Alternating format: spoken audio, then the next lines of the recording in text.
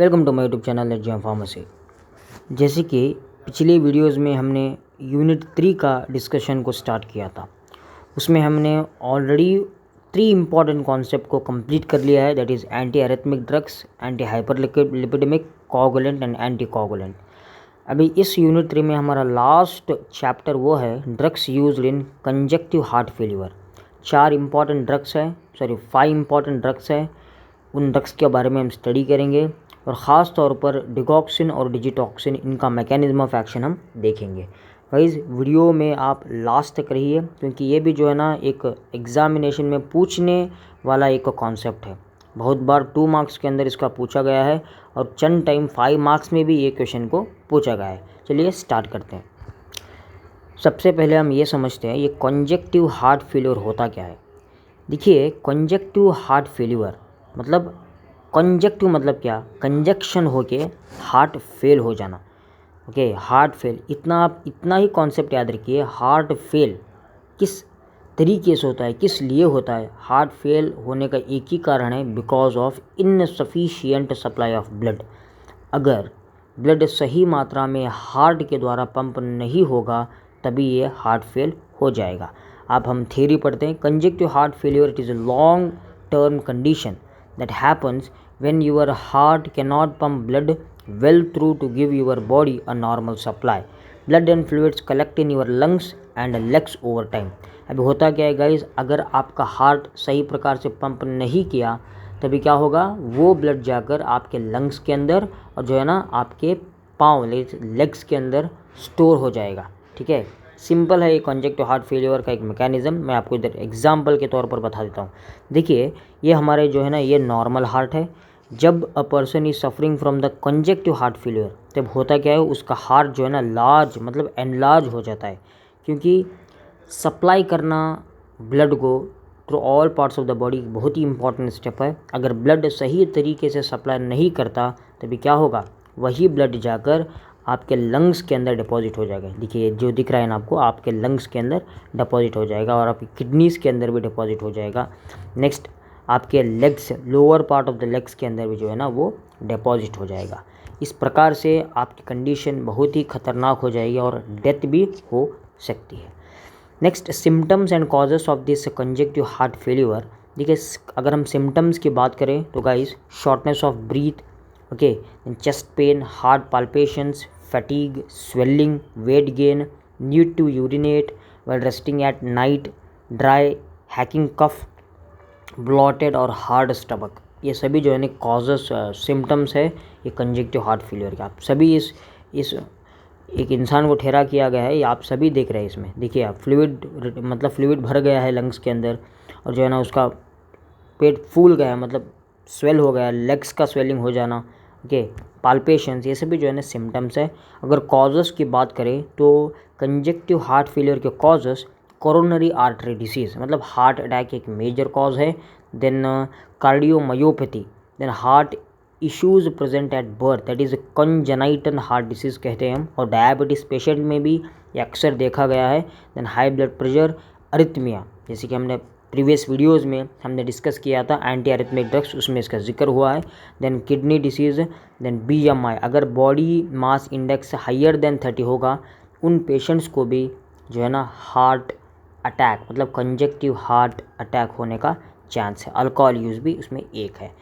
हम अगर नेक्स्ट बात करते हैं गाइस, हमारा इम्पॉर्टेंट सेशन इधर से शुरू होने वाला है, दैट इज़ डिगॉक्सिन। डिगॉक्सिन ये एक स्ट्रक्चर है, ठीक है, ये एक कंजक्टिव हार्ट फेल्योर का एक ड्रग है। इस डिगॉक्सिन एक कॉम्प्लेक्स स्ट्रक्चर में, ओके, आपको इतना याद रखना है, बस ये स्ट्रक्चर आप याद रखिए। आपको बताऊंगा मैं किस लिए ये स्ट्रक्चर आपको याद रखना है, आप फर्स्ट ये स्ट्रक्चर को याद रखिए।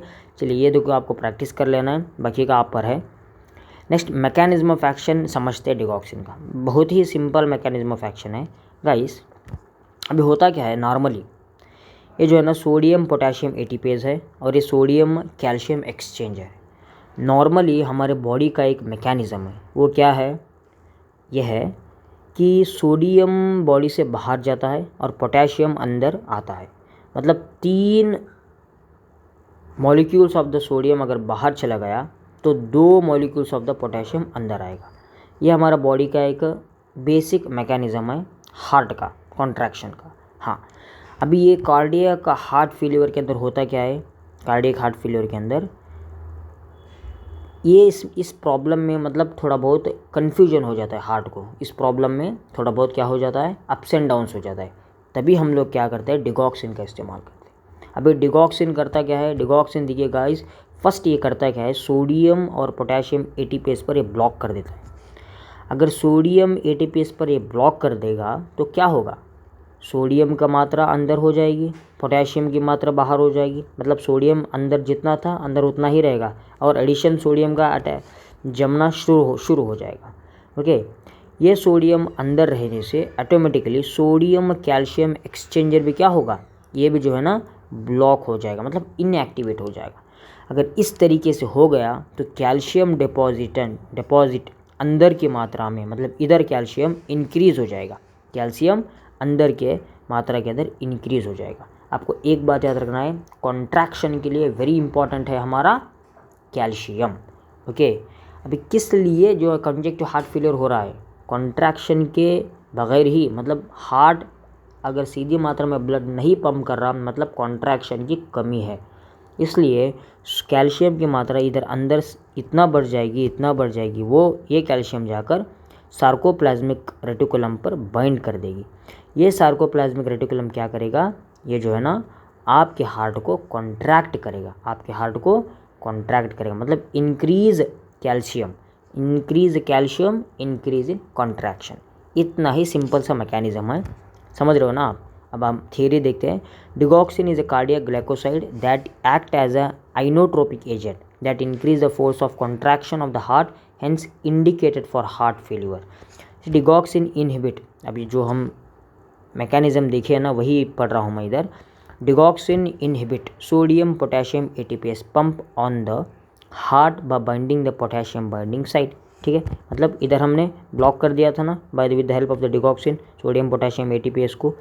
This results in increase intracellular sodium levels, yes, this in turn inactivate sodium and calcium exchange pump, leading to increased intracellular calcium level in the heart.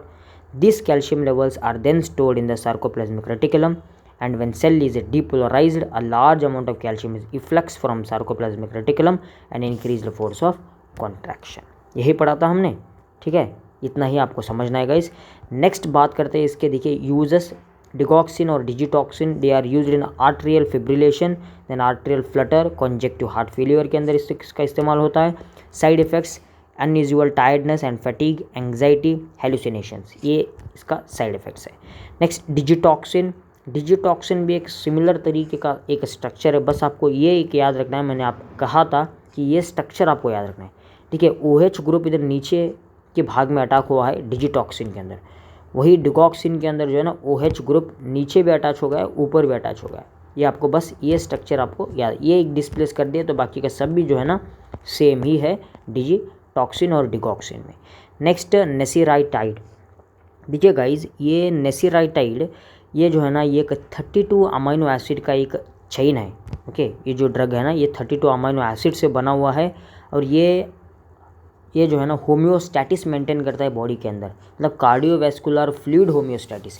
जैसे कि हमारे कंजक्टिव हार्ट फेलियर में होता क्या है, फ्लूइड का मात्रा, मतलब फ्लूइड की रिटेंशन हार्ट के अंदर, लंग्स के अंदर, पैर तले जो है ना बढ़ जाते हैं। हाँ, ये होम्योस्टैटिस किया जाता है with the help of the nesiritide. Next बात करते हैं गाइस, ये देखिए tezosentan. This tezosentan it is also one of the congestive heart failure drug. Okay, complex structure आपको याद रखना है। देन बोसेंटान, ये बोसेंटान भी कंजक्टिव हार्ट फेलियर का एक ड्रग है।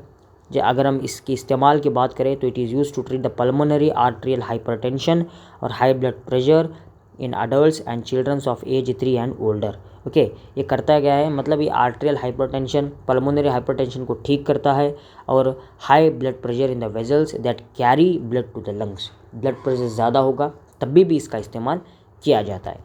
यस गाइज, ये हो गया हमारा एक सिंपल सा एक छोटा सा topic that is conjunctive heart failure, drugs used in conjunctive heart failure. Next हम यूनिट 4 के बारे में डिस्कस करेंगे। अगर इसकी नोट्स आपको चाहिए तो डिस्क्रिप्शन में मिल जाएंगे, नोट्स आप बिल्कुल फ्री में डाउनलोड कर सकते हो। और वो नोट्स आप आसान तरीके से पढ़ सकते हो। मतलब नोट्स जो है ना आसान तरीके से मैंने बनाया हुआ है। और आपको जीके चैनल अच्छा लगा तो वीडियो को सब्सक्राइब करें और चैनल पर जुड़े रहिए। Thank you.